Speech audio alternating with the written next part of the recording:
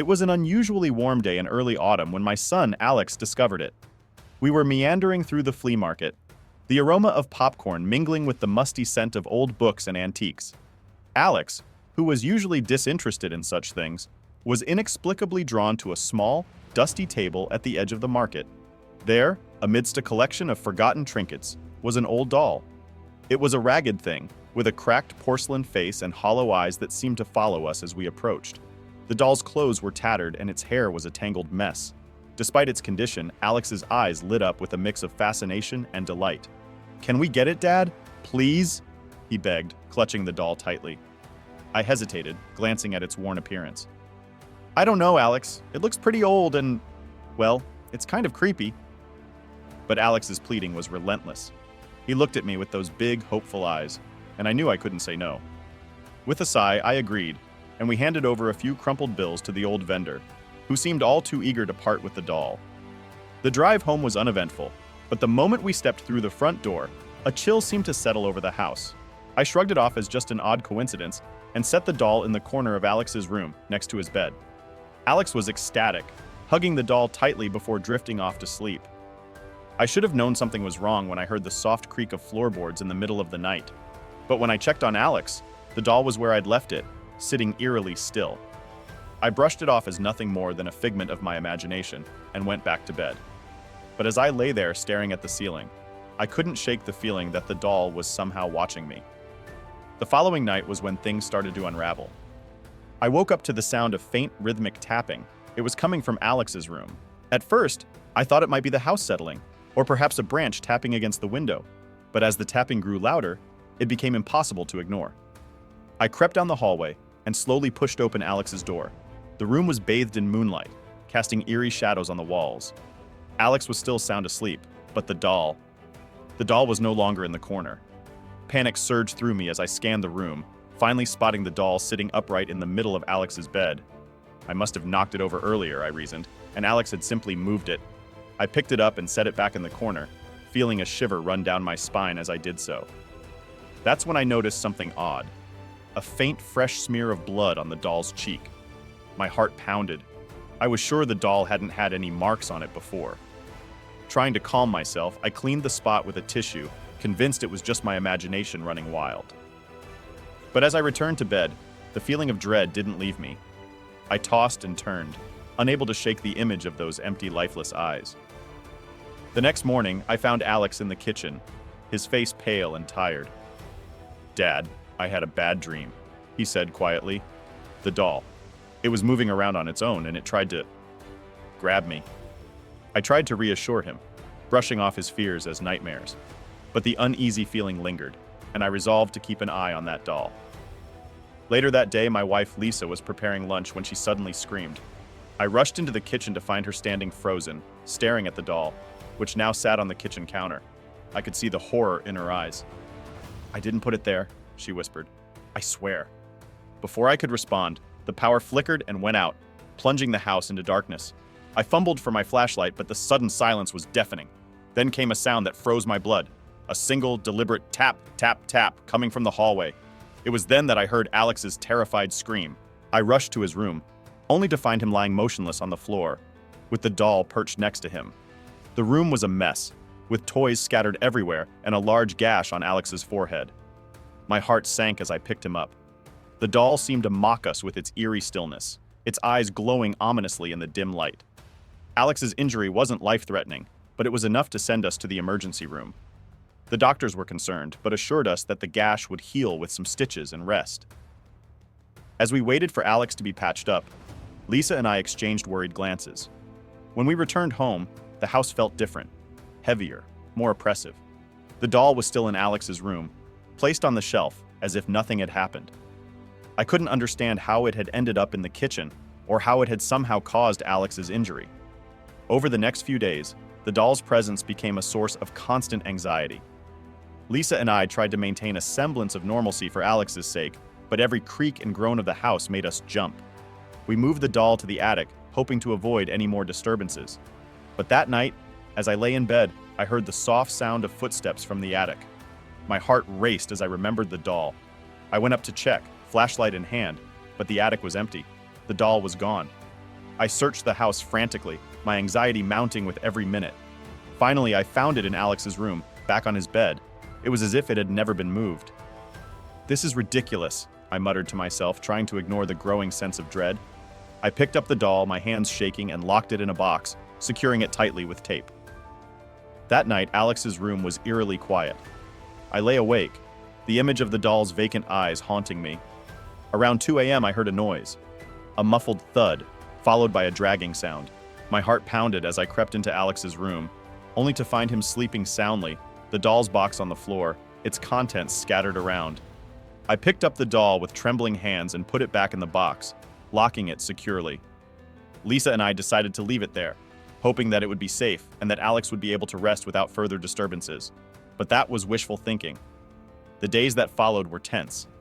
Alex seemed to be recovering from his injury, but the doll's presence cast a shadow over our lives. Lisa and I tried to act normal for Alex's sake, but the doll was like a dark cloud hovering over our family. We kept the box locked in the attic, convinced that this would keep us safe. But as night fell, the real horror began. One night, around midnight, I was jolted awake by a strange noise coming from the attic. It was the same dragging sound I'd heard before, only louder and more deliberate. I lay in bed, frozen with fear, my mind racing with thoughts of what might be happening.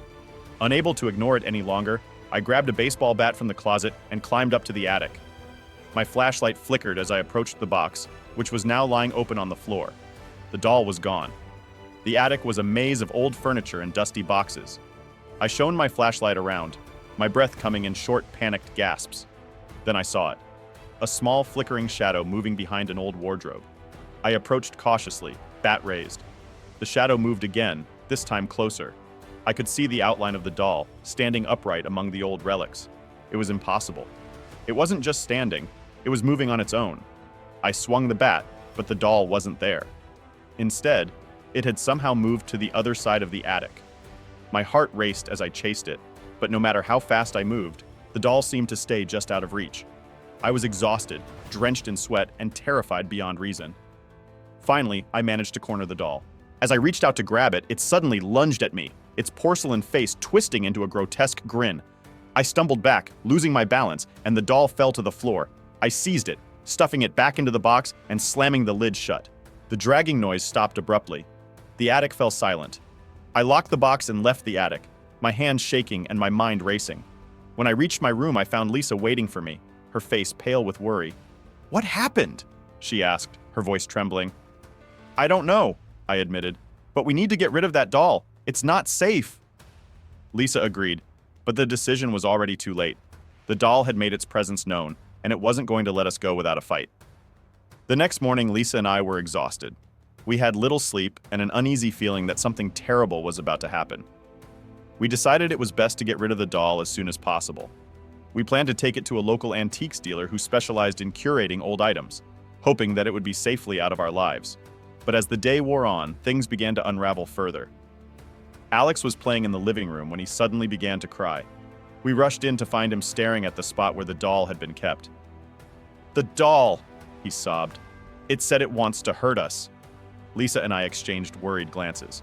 "Alex, what are you talking about?" I asked, trying to calm him down. "The doll talks to me," Alex said between sobs. "It says bad things." Lisa was visibly shaken. "Are you sure he's not just having nightmares?" I wanted to believe that it was just his imagination, but the fear in his eyes was too real. I tried to reassure him, but the unease lingered. The doll had already disrupted our lives enough. Now it seemed to be affecting Alex's mind. Later that evening, as we prepared dinner, the power went out again. Lisa and I exchanged worried looks as the house plunged into darkness. I grabbed a flashlight and went to check the circuit breaker in the basement. As I fumbled in the dark, I heard a commotion upstairs, Alex screaming. I raced back up, my heart pounding, to find Lisa in Alex's room looking horrified. Alex was standing in the middle of the room, trembling. The doll was back on his bed, its eyes seemingly glowing in the dark. It had moved again, despite the fact that we had locked it away. "What's going on?" Lisa demanded. "I don't know," I said, my voice shaking. "It was supposed to be gone." Lisa picked up the doll, her hands trembling. "We need to get rid of this thing. It's not safe." I nodded, but before we could act, a loud crash came from downstairs. We rushed to find that a heavy bookshelf had fallen over, books scattered everywhere. Lisa and I were both shaken, and Alex was now visibly terrified. The doll's influence was growing stronger. Each night, more strange occurrences happened. Footsteps in the hallway, items being moved, and inexplicable noises. The doll seemed to be toying with us, growing bolder with each passing day. That night, Alex was in bed when we heard a scream from his room. We rushed in to find him thrashing in his bed, clearly terrified. The doll was on the floor, its head turned at an unnatural angle. Lisa grabbed it and threw it into the trash can, but the feeling of dread did not subside. It was as if the doll's malevolence had permeated our home, leaving us with a growing sense of impending doom. Despite our best efforts, the doll's presence only grew more menacing. The atmosphere in the house was suffocating, filled with an underlying tension that seemed to grow thicker with each passing day. We could hardly sleep, each night haunted by the fear that something terrible was about to happen. The incidents became more frequent and violent. Objects flew across rooms, doors slammed shut on their own, and shadows seemed to move in the corners of our vision.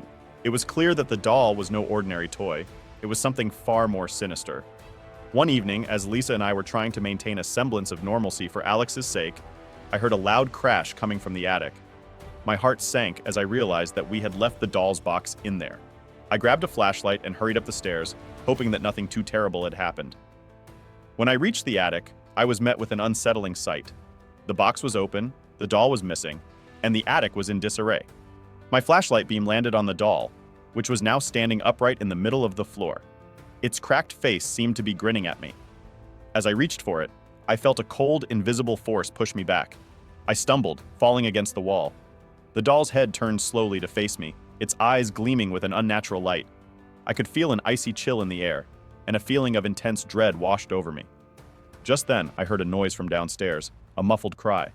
I raced down, my heart pounding. When I reached Alex's room, I was met with a scene of horror.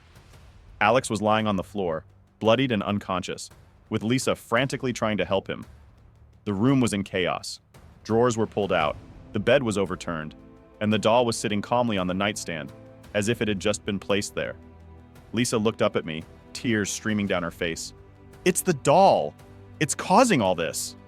I picked Alex up, carefully carrying him to the living room where Lisa called for an ambulance. As we waited, I tried to piece together what had happened. It was clear that the doll had grown more powerful and was targeting us with a vengeful fury. The ambulance arrived quickly, and Alex was taken to the hospital. The doctors said he had suffered a severe concussion but was stable. Lisa and I were exhausted and terrified, but we knew we had to act fast. We decided that the doll had to be destroyed. It had already caused too much harm, and we couldn't let it continue to terrorize us. We planned to burn it, hoping that it would end the curse it had brought upon our family. But as we prepared to carry out our plan, the sense of impending doom only grew stronger. The house felt colder, and the shadows seemed to press closer.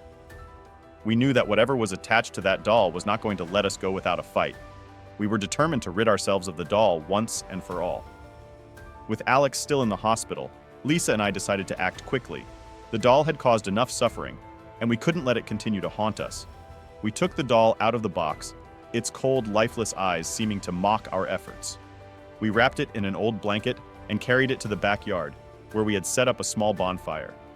The night air was chilling, and an oppressive silence surrounded us as we prepared to burn the doll. Lisa and I exchanged worried glances. "Are you sure this is going to work?" she asked, her voice trembling.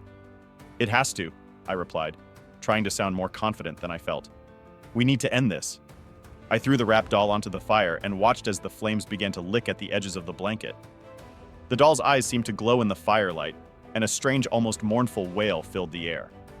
The fire crackled and roared, but the doll seemed to resist, its form barely being consumed by the flames. Suddenly, a gust of wind whipped through the yard, sending embers flying and causing the fire to flare up violently. The doll seemed to be reacting to the fire as if it was trying to fight back. The flames roared higher, casting eerie shadows across the yard. Just then, the house lights flickered, and a series of loud bangs erupted from inside. We ran back inside, our hearts racing, only to find that the house was in complete disarray. Furniture was overturned, pictures were knocked off the walls, and the walls themselves seemed to be vibrating with an unseen force. The doll's presence was unmistakable. It had somehow found its way back into the house, and it was clear that its malevolent influence was far from over. In the midst of the chaos, Lisa spotted the doll sitting in the living room, its porcelain face cracked and eyes glowing with a malevolent light. She screamed, and I grabbed a fire poker from the fireplace, advancing on the doll. As I approached, a sudden, intense force slammed into me, sending me crashing into the wall. I struggled to get up, my vision blurred. The doll seemed to be moving on its own, its limbs contorted in unnatural ways. It was as if the doll had become a conduit for something far more sinister. I managed to crawl toward it, my movement sluggish and pained. With a final desperate effort, I grabbed the doll and threw it into the fireplace. The flames roared as it was consumed by the fire, the eerie wail growing louder and more desperate. As the fire burned the doll, the house shook violently. Items were thrown about, and a deafening roar filled the air. I shielded my face, trying to endure the onslaught of supernatural fury. Just when it seemed like it couldn't get any worse, the entire house went dark. I was left in a suffocating silence, with only the sound of my ragged breathing and the distant crackling of the dying fire. The darkness was almost tangible as the house fell silent. I was disoriented, my body aching from the violent shaking. The fire's glow was the only source of light, flickering ominously through the fireplace. I could hear Lisa's distant sobs, her voice filled with fear and desperation. I stumbled through the wreckage of our living room, trying to reach her. My flashlight had gone out, and the house was eerily quiet, save for the occasional crackle of the dying fire. The doll was gone, consumed by the flames, but the sense of malevolence lingered in the air. As I approached the living room, a strange chill settled over me. I noticed that the temperature had dropped drastically, my breath visible in the cold air. The room was filled with a strange, almost palpable energy. Suddenly, the lights flickered back on, casting harsh fluorescent light across the room. I saw Lisa standing in the middle of the room, her face pale and eyes wide with horror. She was pointing at something behind me. I turned around slowly, my heart racing. The doll was back. It was sitting on the couch, its porcelain face cracked and its eyes glowing with a sinister light. It had somehow returned, despite everything we had done to destroy it. "No," I whispered in disbelief. "It can't be." Lisa's scream echoed through the house as the doll's eyes seemed to follow us, its mouth opening in a silent, mocking grin. A cold wind swept through the room, extinguishing the candles we had lit. I moved toward the doll, trying to destroy it once more, but as I reached out, an unseen force threw me back. I crashed into the wall, dazed and unable to move. Lisa tried to reach for the doll, but the force seemed to push her away as well. In a desperate attempt, I grabbed the fire poker and swung it at the doll. It shattered into pieces, but the pieces seemed to reform almost immediately. It was as if the doll had become a part of the very fabric of our home. Lisa and I watched in horror as the doll's pieces began to move on their own, reassembling into the original form.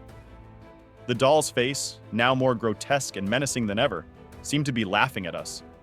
The house trembled violently, and the walls seemed to close in around us. We heard Alex's name being whispered from every corner of the house.